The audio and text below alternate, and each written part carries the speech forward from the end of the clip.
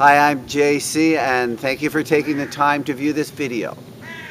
I want to spend a couple of minutes and talk about empowerment in life, how you view life or how you see life.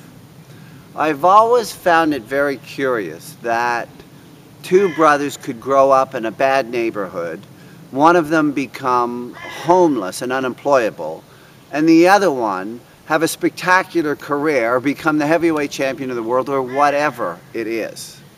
Why is that? Why is it that one can go that way and one can go that way when the environment they grew up in was exactly the same? So that's what I'm interested in. And I believe that comes from the way we see the world. So if one person views the world as a victim and has no choice in the matter, then they will interact with the world in that way.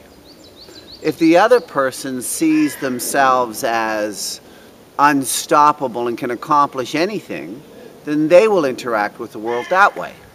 So all of this, I would assert, has to do with your perception and your ability to be able to distinguish one thing from another. If you can distinguish, for example, that you have a choice in the way you see the world, that's a very powerful place to be.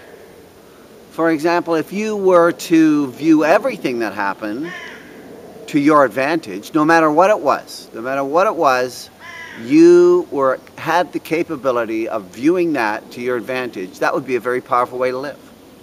I'm not saying it's easy. I'm not saying that there's a magic silver bullet that can have you do that.